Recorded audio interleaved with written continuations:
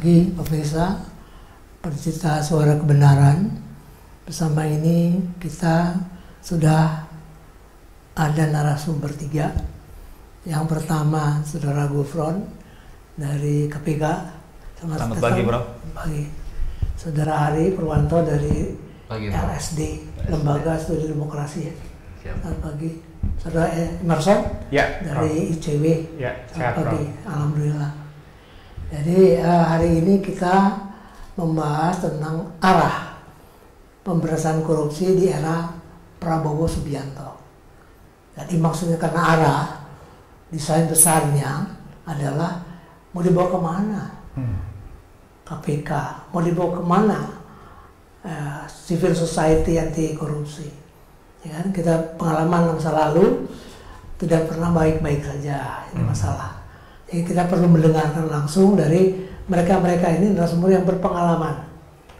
Sama di KPK, silakan nanti Pak Gufron nanti menyampaikan apa-apa yang pernah dialami di KPK, bagaimana menghadapi hambatan-hambatan, apa saja hambatannya, silakan Saudara Gufron. Terima kasih, Prof. Selamat pagi Indonesia.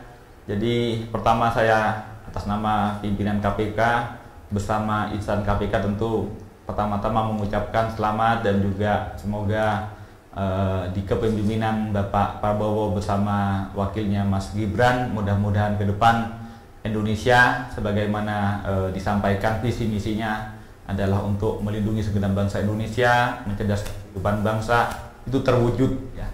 Dan kami mendengar visi misi pada saat pidato pertamanya tentu itu memberi gambaran-gambaran yang memberikan setidak-tidaknya tentu ada semangat dan komitmen. Tentu kami berharap itu akan terwujud ya, bahwa pertama pemerintah adalah pelayan rakyat, yang kedua bahwa ke depan penegakan hukum khususnya di bidang pemberantasan korupsi akan ditegaskan.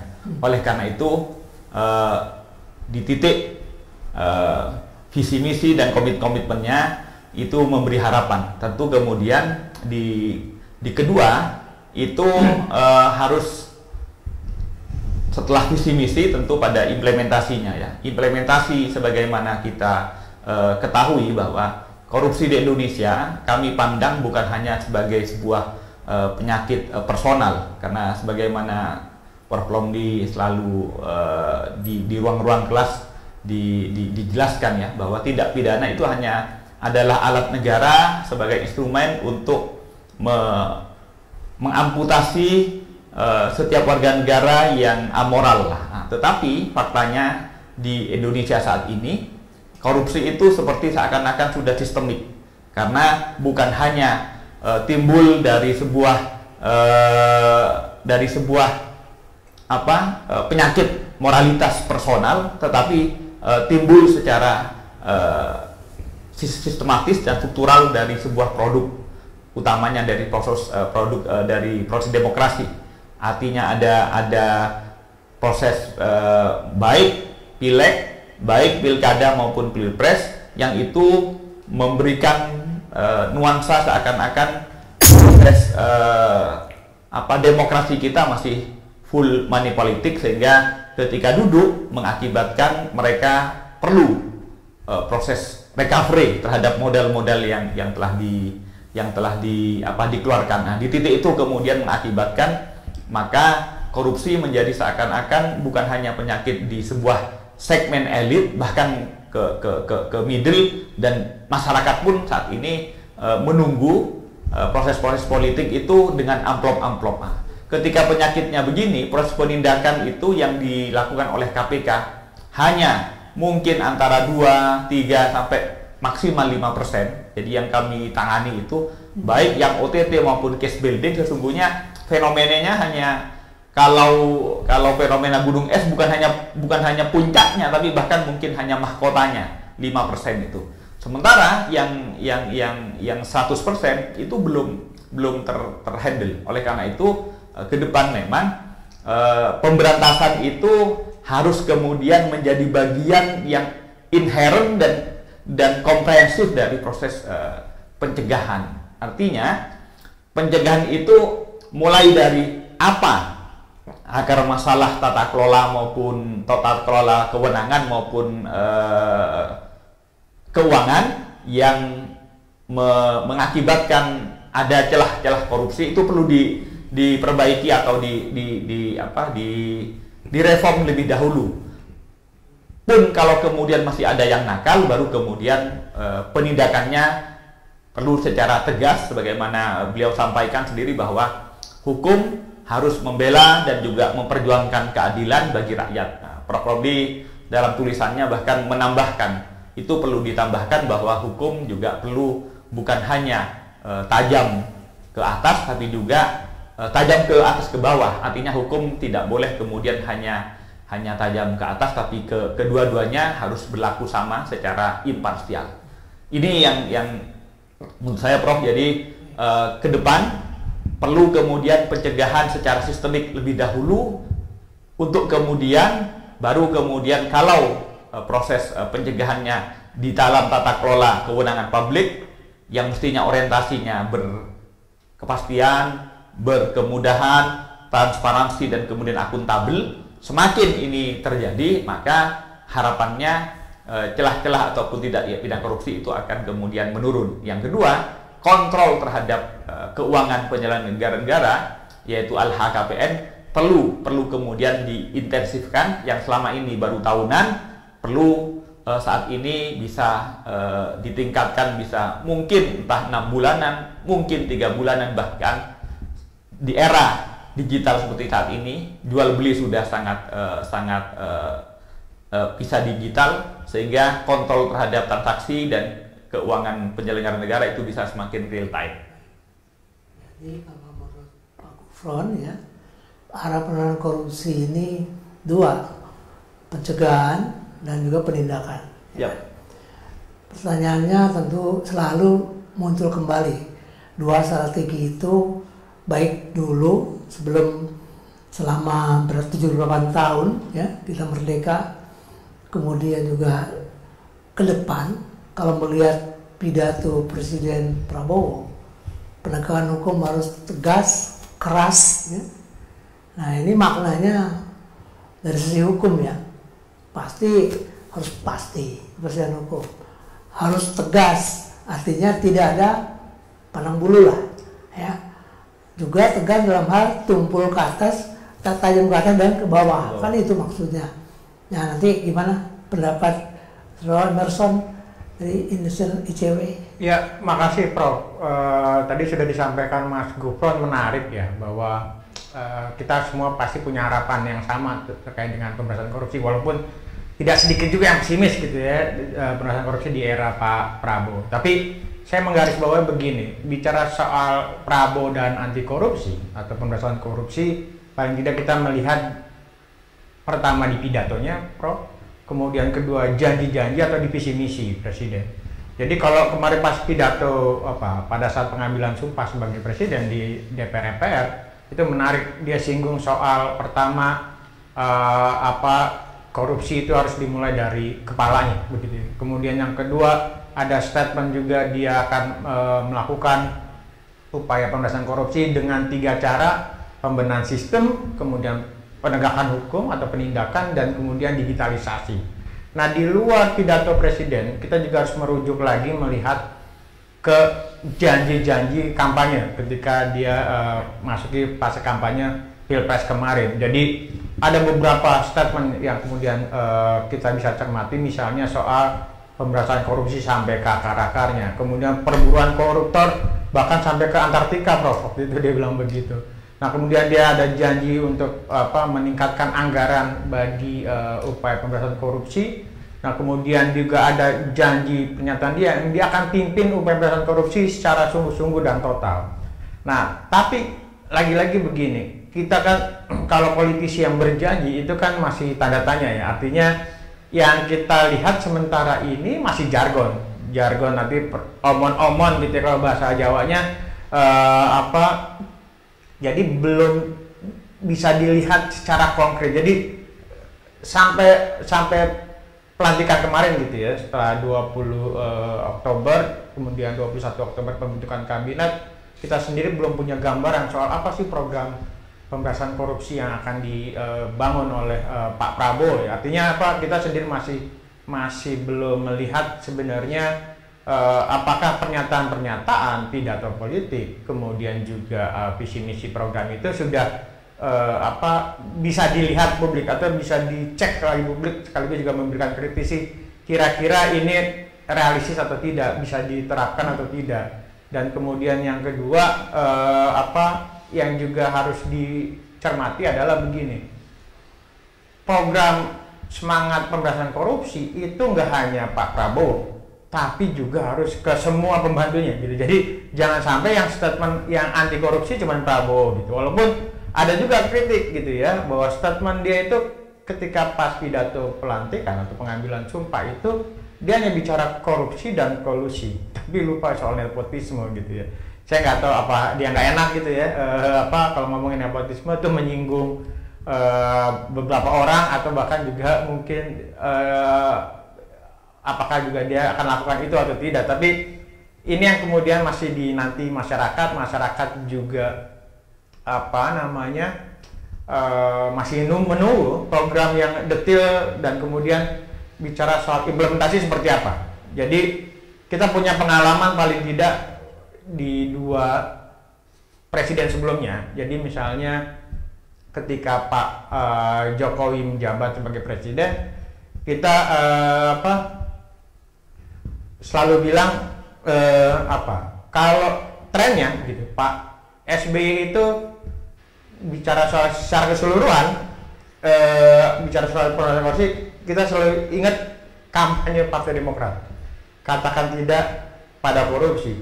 Nah, cuma kemudian diplesetkan, katakan tidak pada hal korupsi gitu. Jadi ini membaca, lihat fenomena pemerintahan SBY waktu itu. Nah, bagaimana dengan Pak Jokowi? Pak Jokowi, kalau pembacaan kami waktu itu di ICW, teman-teman ICW, kita menyimpulkan bahwa yang dilakukan oleh Pak Jokowi itu di periode yang pertama, Prof. Romli, Pak Gufron, itu adalah setengah hati memberantas korupsi. Tapi pas periode yang kedua mungkin seperempat hati kali, Prof. berantas korupsi. Jadi kita lihat ya, mudah-mudahan Pak Prabowo beda dengan pendahulunya. Jadi ketika bilang memimpin pemberantasan korupsi ya betul serius gitu ya, seperti yang dijanjikan dia total dan sungguh-sungguh. Tapi bukan sekedar ya lagi omon-omon, jargon gitu. Itu yang kemudian dinanti masyarakat. Gitu, Prof. Ya, jadi kalau dilihat dari perkembangan kepribadian presiden kita yang baru, kelihatan tegas. Ya betul, gaya militernya masih kelihatan. Ya, tegas, keras. Ya. Tapi juga kita harus melihat bahwa semua pemimpin seperti itu. Masalahnya masalah pribadi. Ya. Ya kan? Adakah konflik kepentingan waktu menjalankan tugas jabatan sesuai dengan undang-undang? Itu kan penting. Konflik kepentingan misalnya dari mana dia harta kekayaan segitu dari mana? Itu kan penting. Betul. Ya. Lalu bagaimana keluarganya? Putra-putranya, ya kan? Kalau lihat dari sisi situ, saya melihat ini, saya dari luar, tidak ada satu hal dari presiden yang baru ini memang mau korupsi. Ya, dari sisi tadi Prof bilang sisi kemampuan finansial, ini kan harta kekayaannya luar biasa ya. Luar biasa. Jadi memang di banyak kalangan berpikir untuk dia korupsi kelihatannya enggak. Tapi pertanyaannya adalah, kan yang kita bicarakan soal pemerintahan Prabowo gak hanya Prabowo saja semata, Prof. Jadi anak-anak buahnya harus juga diperhatiin. Jadi jangan sampai pengalaman sebelumnya, Prof, 2 presiden sebelumnya itu kalau kita catat ada sekitar 14 menteri yang tersandung dalam kasus korupsi. Kita nggak pingin juga kabinet merah putih itu jadi kabinet kerah putih, Prof. Tersandung dalam kasus korupsi. Kalau melihat dari bagaimana siapa Prabowo, optimis kita ya. Artinya tidak mungkinlah terjadi. Ya, itu harapan betul. Terjadi karena memang tadi tidak mungkin sendiri. Juga menterinya, juga keluarganya. Jadi beliau memperingati keras tegas itu bukan pada orang lain, itu pada dirinya dan keluarganya sebetulnya. Betul. Jadi hati-hati gitu. Menteri juga sama. Cuman satu yang tentu kita pikirkan, tegas sampai kemana kalau menterinya terlibat. Apa langsung diberhentikan tersangka atau mau tunggu sampai putusan MA, PK, MA. Betul. Itu. Nah, jadi menambahkan, Prof. Jadi kalau yang beredar di masyarakat kan sebelum dia menjabat sebagai menteri, mereka diminta untuk tanda tangan semacam mungkin kayak fakta integritas ya. Artinya kalau terlibat dalam korupsi harus mundur dan sebagai, walaupun seperti yang Prof bilang, ini fasenya di mana? Apakah sampai harus inka dulu? Apa sudah tahapan tersangka harus mundur? Nah ini yang kemudian tanda kutip adalah isu ketegasannya itu belum bukan teruji. Artinya kita nantikan tuh soal ketegasan Presiden Prabowo ya. Harapan kita ya. Betul, harapan itu tegasnya sampai kemana, ya. kerasnya sampai kemana. Kita tunggulah ya. Tapi gimana pada Pak Hari ini urusan satu ini? Kalau ini belum seminggu, Bro, sudah ada kasus malah.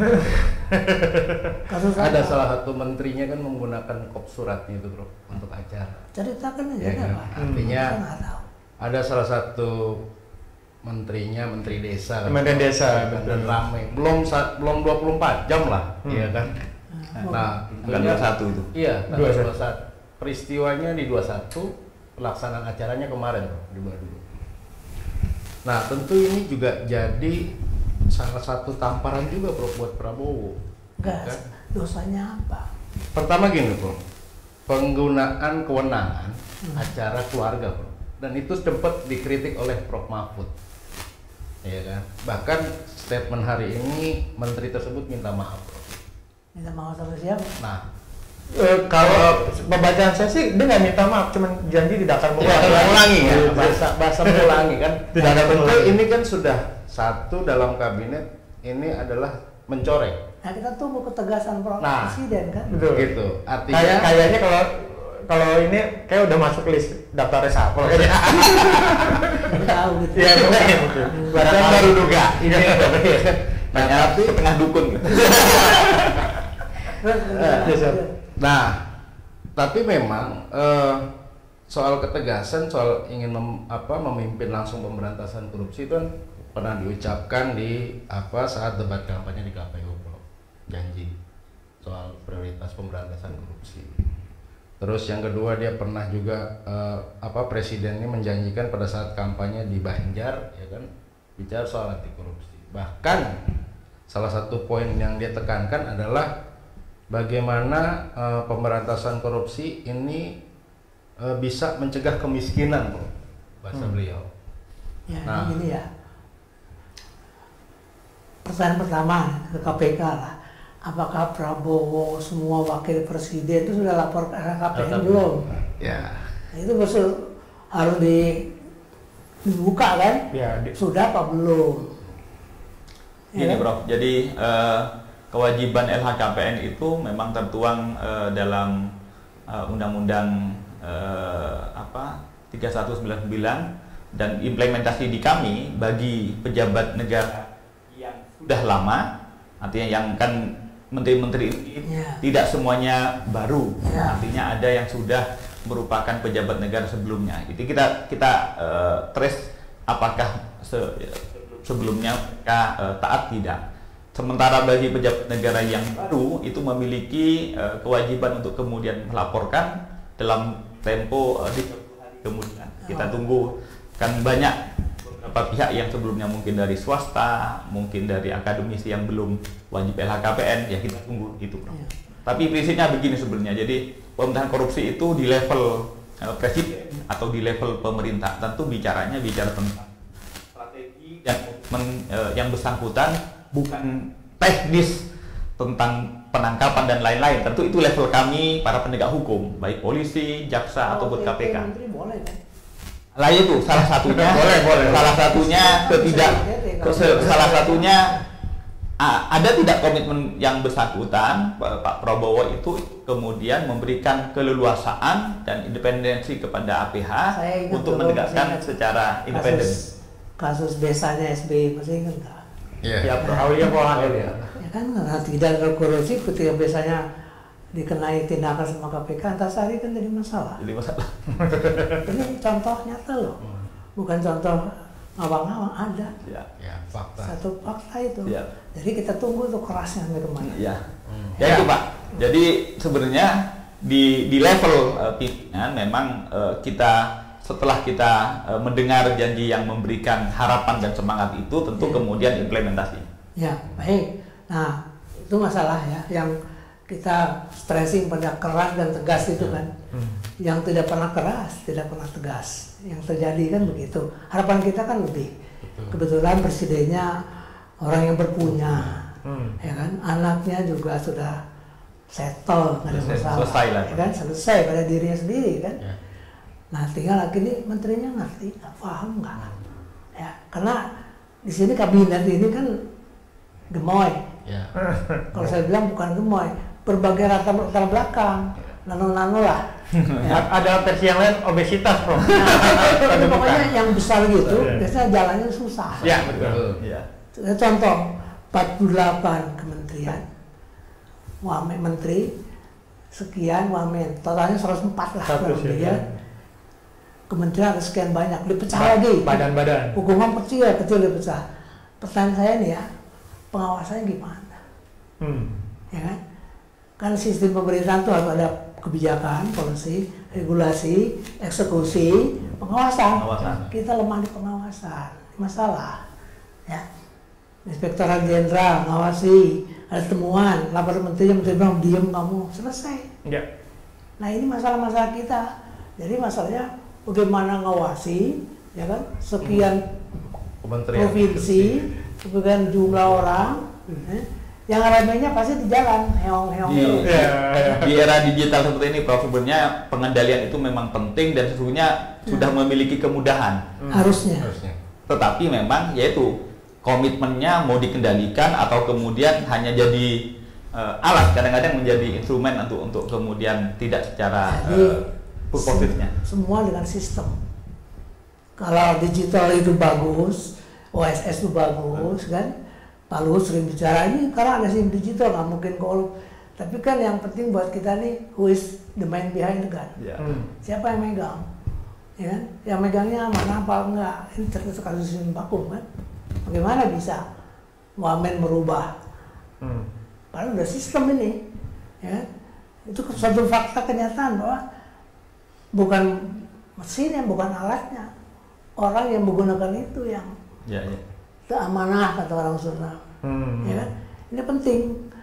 Jadi arah ke depan itu bukan arahnya lagi, bagaimana action plan-nya mencapai arah, kan itu. Ada komentar action plan dari arah apa ya. yang? Kalau mungkin ya Prof, jadi kan begini, orang banyak meragukan soal komitmen pemberantasan korupsi Prabowo karena belum bisa dibuktikan, Prof. Ya. Jadi sementara ini mungkin ada yang menyatakan ya secara finansial dia nggak mungkin korupsi, tapi yang juga harus jaga tadi seperti yang Prof bilang, dia mengawasi begitu banyak orang di kementerian sendiri yang gemuk tadi ya, obesitas mungkin kalau bahasa saya, dan kemudian juga dia punya pekerjaan rumah yang banyak di luar konteks pengendalian.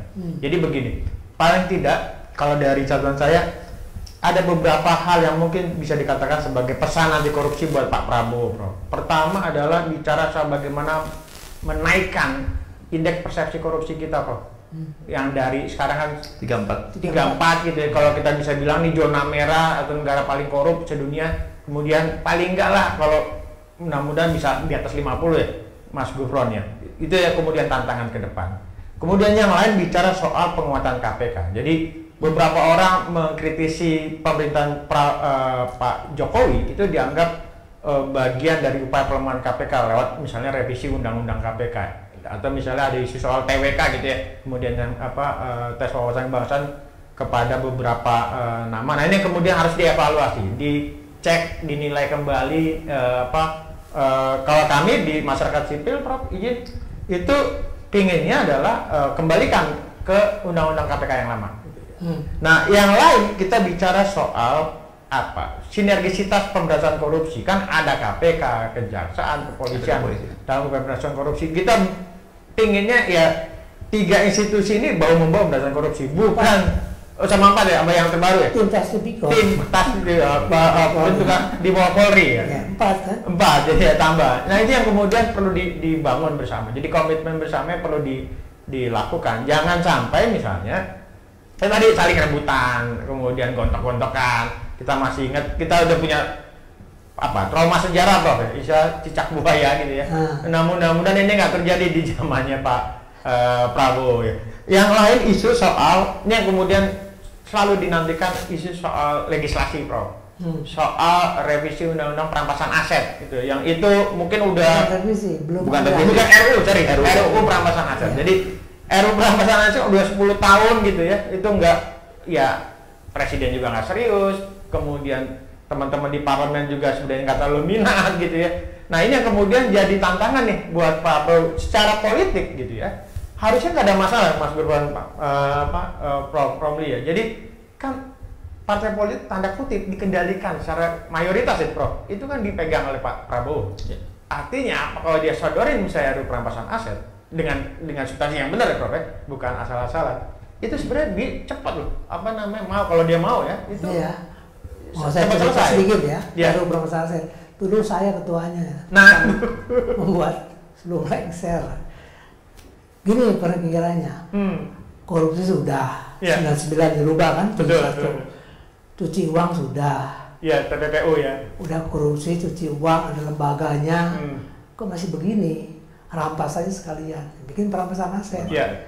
Polanya adalah 2, ya kan? Aset forfeiture, in personam, atau juga in rem. Artinya gini, dirampas tuh melalui orangnya, tipikor rampas.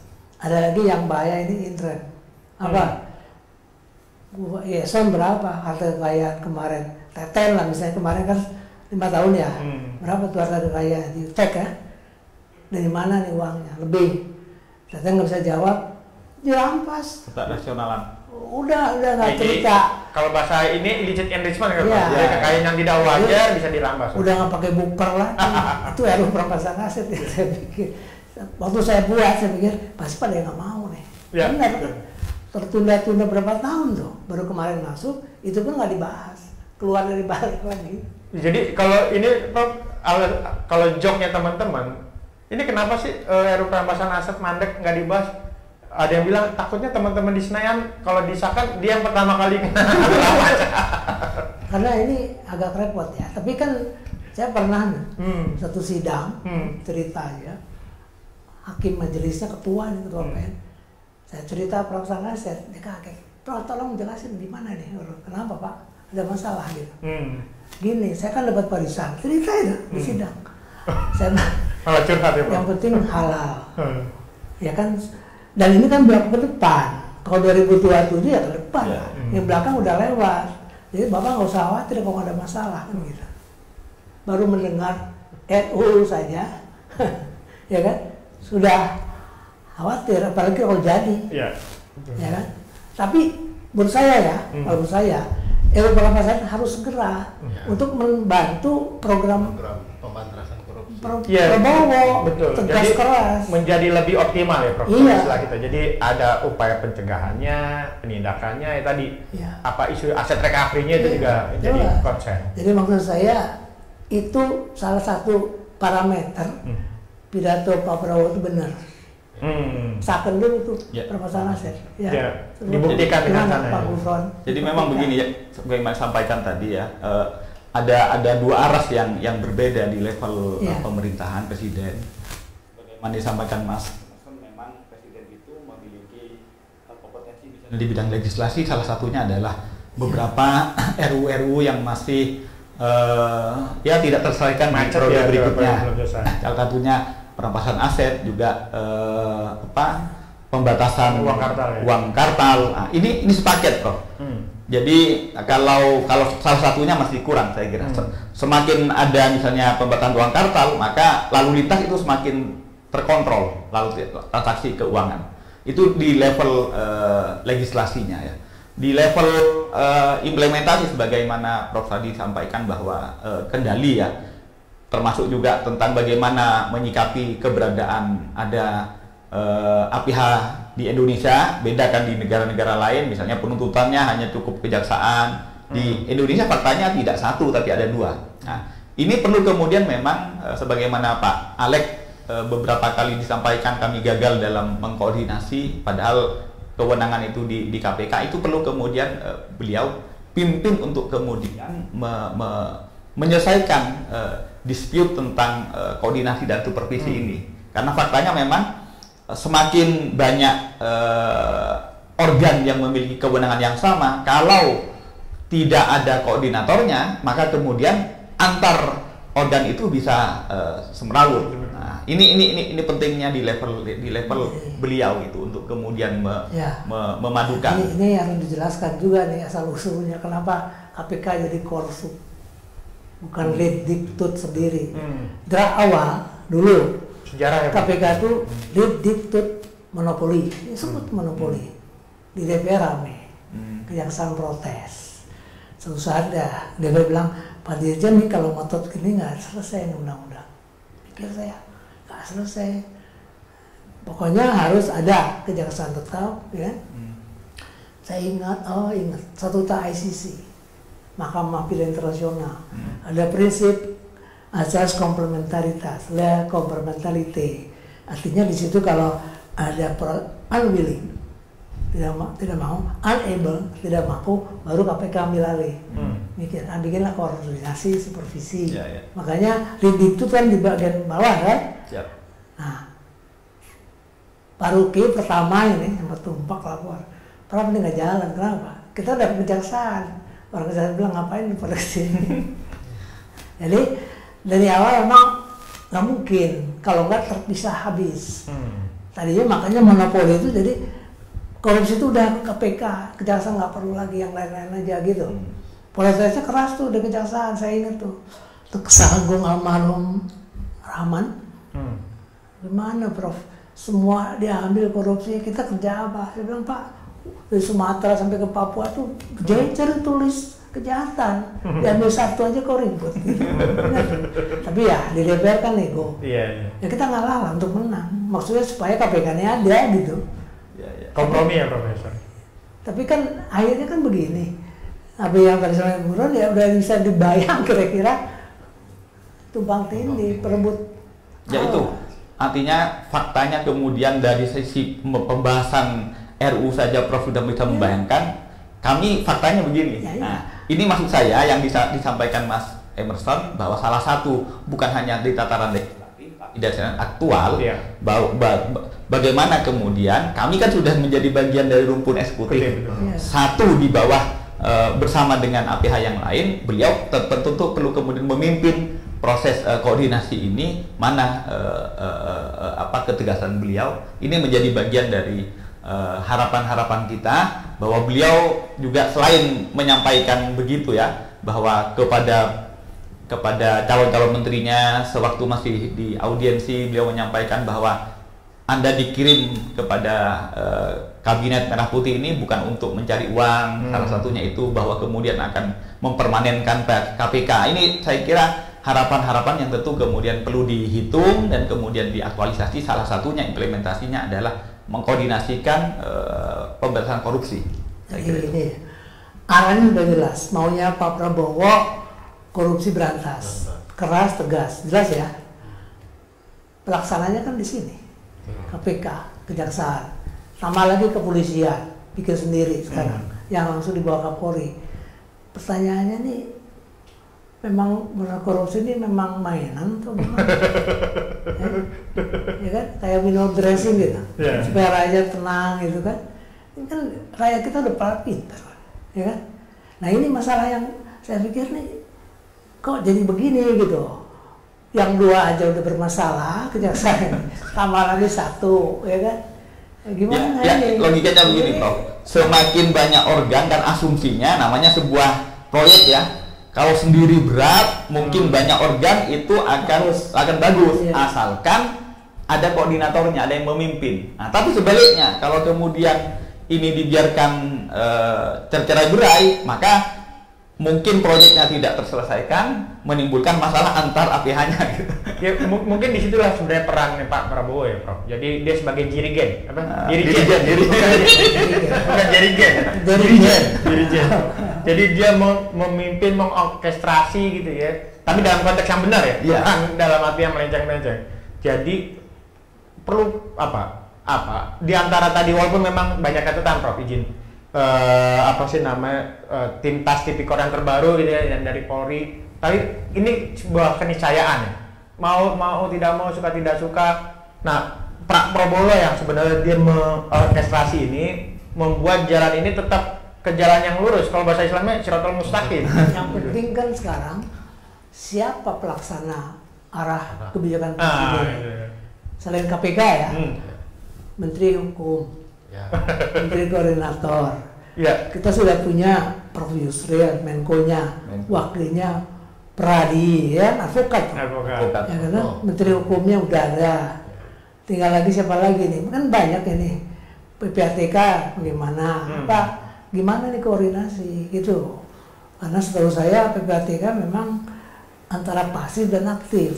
Dia nggak boleh lihat aliran dana terus diam, dia harus tarik tracer kan gitu. Harus temuan baru sih tahu KPK, kejaksaan. Ini nggak jalan. Ya jalan untuk kasus tertentu jalan lah, tapi kasus lain kadang-kadang enggak gitu. Jadi angin-anginan tuh, angin-anginan. Nah, pernah terlalu gemuk, Prof. Walau alam, cuman. Tapi memang gini, Prof. Kalau saya melihat, kalau saya mudah-mudahan semangatnya masih ada, Prof. Karena dari lahir, ini saya membandingkan, Prof, ya, kelahiran Jokowi dengan Prabowo, Prof. Kalau orang lahir di Bedong, Prof, beda sama lahir pakai jas dan batik, Prof. Kan gitu. Kalau Prabowo kan lahirnya udah pakai jas dan batik, Prof. Iya. Itu ada semangatnya, Prof. Artinya dia dalam kondisi mapan, nyaman. Nah, tinggal keseriusannya. Beda sama yang lahir di Bedong, Bro. Ya kan, semua tuh kayak orang kelaparan, Bro. Iya kan? Ya faktanya memang betul, Bro. Ya kan? Mau dari menantu, anak, cucu, aduh. Ya kan? Nah, mudah-mudahan nih enggak, Bro. Ya kan? Ada efek jerah yang harus diberikan. Tentunya ini harus dibuktikan ya. Memang kita tidak bisa bilang apakah berhasil atau tidak. Tapi siapa tim eksekutornya Prabowo dalam pemberantasan korupsi? Alat sudah. KPK lah. Nah, tinggal itu aja Prof kita kejar sebagai apa? Sebagai masyarakat sipil kan? Baru belum tahu gitu siapa. Ya. Tapi jangan lupa sekarang kan rumpun kekuasaan eksekutif. Ya kan? Ya, berdasarkan pasal 3 bagian dari. Jadi itu jangan lupa itu. Jadi antara lanjut apa gimana ini? Rakyat nunggu loh 270 juta nih. Betul. Kapan? Kemiskinan apalagi? Yang paling sulit kan kemiskinan. Betul. 78 tahun kita merdeka, rakyat miskin masih 30-an%. Ya sebenarnya di titik tertentu ya Prof ya. Prabowo udah tepat berantas korupsi itu untuk mengatasi kemiskinan. Kita percaya. Jadi saya kemarin ICW baru melansir nilai kerugian negara gitu di zaman Pak Jokowi itu sekian ratus triliun 249 gitu. Untuk misalnya kalau kita konversikan dengan upaya penanggulangan kemiskinan sebenarnya bisa terwujud gitu, Bro. Nah, itu sudah tepat, tinggal eksekusinya, Bro. Jadi bagaimana saat ini masyarakat semua pihak itu menantikan tuh actionnya dari Pak Prabowo itu apa? Jangan hanya sekedar jargon, omong-omong, tapi actionnya seperti apa? Ya tadi kalau bicara soal 100 hari kan ada juga sekarang bukan genit ya, Prof, tapi memang di setiap pemerintahnya selalu bertanya soal apa langkah 100 hari. 100 hari Prabowo benahin organisasi. Nah itu jadi mungkin benahin organisasi, revisi dorong undang-undang perampasan aset dan pembacakan uang kartal. Jadi sebenarnya ada banyak hal yang bisa dilakukan oleh Prabowo. Nah cuma kita belum tahu nih, belum juga muncul mungkin karena hitungannya masih belum ada seminggu ya. Pak Gubron ya, kita minggu kemarin kan? Baru Senin kemarin. 100 harinya kapan? Nah 100 hari kan harus pemerintah sejak dilantik sebenarnya. Februari ya? Februari. 100 hari sekitar 3 bulanan ya. Sebenarnya bisa kok dia misalnya kalau pengen jadi pemimpin yang sungguh-sungguh berantas korupsi, loyal, totalitas gitu ya, itu sangat mungkin dilakukan oleh Pak Prabowo. Kemarin kan ada wamen yang ditanya gimana kantornya Pak. Belum tahu saya kantornya. Nah ini masalah loh. Betul. Jadi ngantor aja nggak tahu di mana. Memang nggak sesimpel itu menggemukan gitu ya, menambah kementerian karena tadi pertanyaannya mau ngantor di mana. Kemudian jangankan itu di kementeriannya itu kan dipecah ya, Kementerian Hukum aja jadi 3. Iyalah. Itu saya ngikutnya kemana nih? Dirjennya kemana? Humasnya, sekjennya kemana? Artinya pembentukan. Kemudian sampai ke aset-aset. Betul. Nomenklatur baru. Betul, nomenklatur baru. Jadi barangkali jangan-jangan baru 3 bulan baru ya, tertatih-tatih ya gitu, masih proses. Kami ini ya kami dari Adian Law Academy ingin kerjasama dengan hukum HAM di Janaki kan. Prof jangan sekarang, kenapa? Kita masih bebenah nih. Saya nggak ngerti waktu itu. Rupanya dipecah-pecah itu, jadi repot. Jangan sekarang, nanti. Jadi berarti kan selesai diurusin diri sendiri aja. Jadi terlalu pagi 100 hari. Mundurlah. Iya. 110 hari, Bro. Ya, 300 hari gitu, kasihan kan. 1 semester lah. Mungkin 6 bulan. Jadi kembali nih, arahnya udah jelas, keluar dari presiden, action plan-nya gimana. Sebagai action plan kan kita harus sekali-kali bertanya ke Menko Hukum, Menteri Hukum, Jaksa Agung, KPK, kamu gimana? Karena harus dibantu, ya kan? Apakah KPK punya action plan ke depan? Nah ini pertanyaannya. Gimana ini? Jadi salah satu karena proses bukan, saya tidak menyebut obesitas itu, tapi perlebaran struktur. Tentu memang kemudian PR pertama itu memang adalah memisahkan siapa yang ikut kemana gitu, itu struktur ya. Kemudian juga bicara aset, bicara kemudian lebih lanjut, baru periode yang berikutnya adalah program-program agar linier. Jangan sampai kemudian program-program ini tidak linier dan juga tidak ada memiliki motif ya. Perlu ditetapkan ini bahwa sesungguhnya pelebaran ataupun perluasan itu boleh jadi memberi harapan kalau kemudian semakin memberikan spesifisitas dari masing-masing kementerian sampai ke levelnya, supaya anggap kan asumsinya begini, kenapa dulu kita zaman reformasi dari sentralistik ke desentralisasi, harapannya kan mendekatkan kepada rakyat agar fokus dan lebih dekat pelayanannya. Nah, ini yang perlu kemudian pelebaran, perluasan dan banyaknya struktur ini perlu dijamin bahwa mereka lebih fokus, kemudian lebih dekat pada konstituen rakyat masing-masing, sehingga kemudian bisa mengukur kira-kira ukuran-ukuran masing-masing apa yang kemudian bisa memberikan janji dan harapan kepada masyarakat. Itu yang menurut saya perlu 300 kalau 100 hari pertama langsung program itu kayaknya belum mungkin, tetapi penataan dulu internal gitu. Iya, internal. Gimana, Mas Ari? Ya, kalau saya kira itu, Bro, bahwa semangatnya boleh, Bro. Tinggal action plan-nya aja kan. Actionnya seperti apa? Tadi menanggapi yang soal masalah ide perampasan aset itu, Bro. Itu kenapa masih tertunda sampai hari ini? Jadi kira-kira KPK diperkuat, ya kan? Ada penguatan, tapi saya catatan, Bro, ada tambahan, Bro. Ya. Kenapa hanya unsur Kejaksaan dan Polri aja, Bro, yang dilibatkan? Kenapa tidak ada pelibatan masyarakat sipil misalnya? Nah, gitu. Maksudnya dalam proses penyidikan gitu loh, Bro. Kan contoh KPK lain di luar kan juga ada, Bro, berjalan, Bro. Kan begini sebetulnya ya. Kalau peran serta masyarakat sudah jelas, Tipikor ada. Yang penting actionnya gimana? Betul. Si peran serta masyarakat. ICW sudah berteriak-teriak terus kan, kalian juga. Tapi kan yang penting sekarang masalah perlindungan. Hak hukum terhadap mereka yang melaporkan. Jangan melaporkan, dilaporkan lagi. Di whistleblower sistemnya. Ya, whistleblower sistemnya. Terus justice kolaboratornya. Jangan yang menjadi kolaborator justice itu ya pelaku utama. Itu justice kalkulator. Jadi itu ya. Yang terjadi di lapangan seperti itu. Saya mau lapor takut dilaporkan lagi, ya kan? Nah ini masalah seperti hal tersebut. Jadi kita mengalami dilema ke dilema. Terus mencoba tapi gagal, trial and error kan gitu. Koordinasi antar institusi masih punya pikiran ini menang saya, bukan KPK, kejaksaan. Ada perkara tuh yang ditangani KPK diambil sama kejaksaan kan? Saya baca itu. Nah ini mulai saya bilang nih. Jadi ini yang harus dibenahi. Bagaimana seharusnya ke depan kalau presidennya melambung ke atas, di lapangan kita belum paham juga enggak, ya kan? Bagaimana melengkapi sarana prasarana kan penting. belum lagi penggajian dan sebagainya. Yang sifatnya administratif, Prof. Nah, jadi gimana nih ke depan? Masih ada harapan nggak itu arah pemberantasan korupsi ke depan? Atau kita biarin gini aja, indeks kita, IPK kita 34 aja cukup lah. Ya kalau harapan, kalau ditanyakan teman-teman di masyarakat sipil, itu harap cemas, Prof.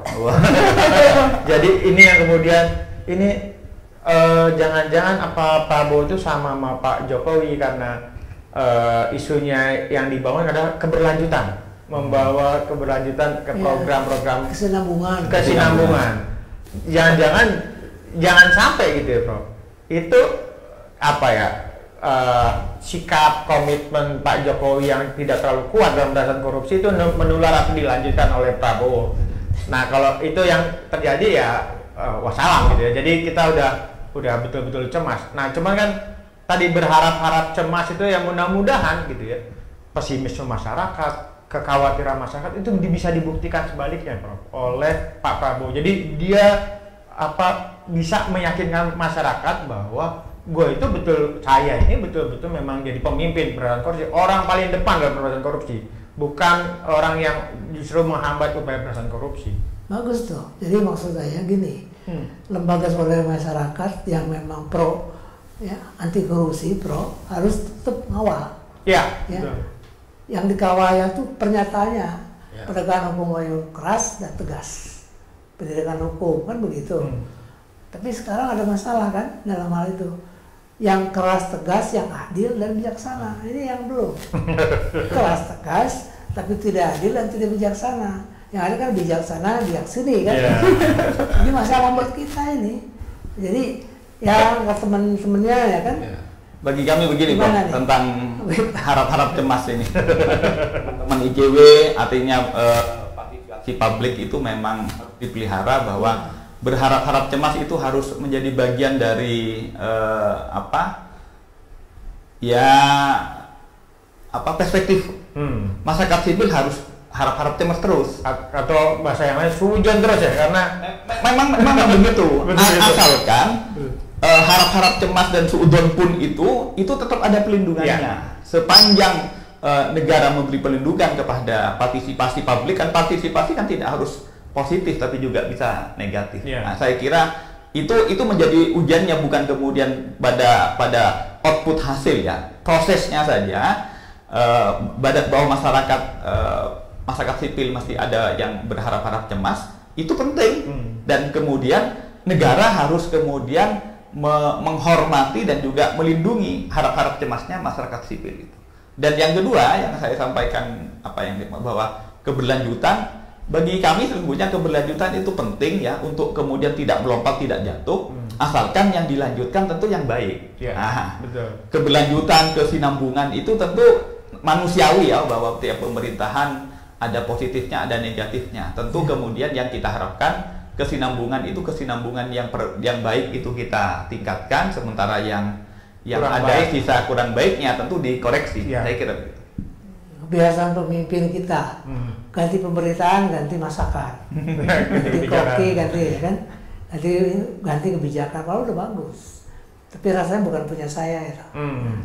Ini yang perlu bagaimana mengakui keunggulan, kelebihan dari pemimpin masa lalu, dan menghindari kebiasaan buruk masa lalu. Itu yang penting menurut saya ya. Lihat ke depan aja lah. Jangan tanya ke belakang lagi. Itu kan bagus. Nah, ini yang penting dari lembaga swadaya masyarakat, harus jangan bosan-bosan. Jangan harap-harap cemas, harus sedikit juga positif. Ya. Jangan suzon aja. Jadi kalau kami teman-teman menempatkan diri sebagai mitra kritis, Prof. Mitra kritis apa yang mitra kritis artinya apa? Kalau dia misalnya offset, keliru kita ingatkan.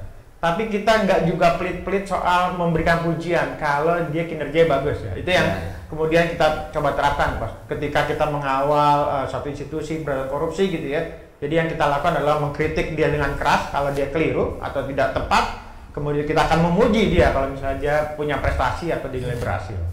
Baiklah. Jadi ini perbincangan kita sudah terarah ya. Kita yang perlu nih kan, karena kita memang bukan masalah, juga solusinya. Ya. Nah, yang kami perlukan juga dari KPK, LSD dan ICW, masalah sudah jelas, lalu solusinya gimana? Statement akhir, closing statement, silakan Pak Gufron semua. Silakan dari Mas. Ya, kalau saya ingatkan Pak Prabowo, jangan omong-omong, jangan berantas korupsi nggak selesai di jargon, tapi kita butuh langkah konkret. Banyak hal yang sebenarnya pekerjaan rumah yang bisa dilakukan. Kita juga tunggu Bapak sebagai pemimpin pemberantasan korupsi, orang yang dinilai sungguh-sungguh untuk berantas korupsi. Nah, ini kita akan buktikan Pak. 5 tahun kita akan awasi Bapak dan kita akan pastikan bahwa proses pemberantasan korupsi tetap berjalan, gitu, bukan untuk dilemahkan. Baik, silakan. Pesan saya buat pemerintahan hari ini, Prof, SDR akan tetap kritis dan konstruktif, Prof. Terutama akan konsen terhadap janji-janji pemberantasan korupsi yang solusinya akan memperkecil kemiskinan masyarakat. Terutama soal Prabowo akan membongkar sektor sumber daya alam yang sangat besar korupsi. Ya. Gitu, Prof. Baik, Pak Gufron, closing statementnya.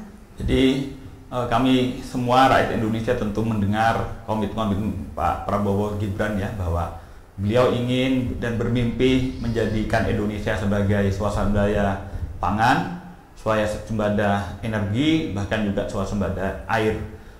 Pemberantasan korupsi sesungguhnya bukan program atau bukan tambahan ataupun program lain, sesungguhnya hanya untuk memastikan itu terwujud, mau swasembada pangan, mau energi, itu akan terwujud kalau mitigasi resiko korupsinya itu juga jalan. Jadi sesungguhnya bukan tambahan atau bukan kemudian menambah program baru, sesungguhnya ini adalah bagian untuk memastikan terwujudnya visi, misi, dan cita-cita beliau. Oleh karena itu KPK tentu dalam sesi baik dari pencegahan maupun ke pemberantasannya ingin menjadi bagian dari memastikan proses bisnis mewujudkan swasembada pangan, swasembada energi itu terwujud dalam tata kelola yang berintegritas, artinya anti korupsi.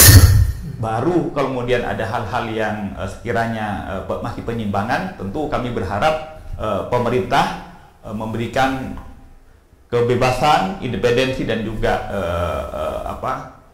keleluasaan kepada aparat penegak hukum untuk menegakkan secara adil, saya kira. Baik, jadi demikian pemirsa dari hasil diskusi kita tentang arah penanganan solusi ke depan yang memang perlu diperjelas, perlu lebih dikonkretisasi dalam action plan yang realistis, bukan mengawang-awang lagi, realistis. Yang kedua, memperkuat sarana prasarana, fasilitas, kelembagaan, KPK dan kejaksaan, di samping juga koordinasi yang terbaik yang bisa dilakukan oleh baik KPK, kejaksaan maupun kepolisian. Juga civil society. Jangan putus dengan lelah untuk mengkritisi. Demikian. Assalamualaikum warahmatullahi wabarakatuh. Waalaikumsalam warahmatullahi wabarakatuh.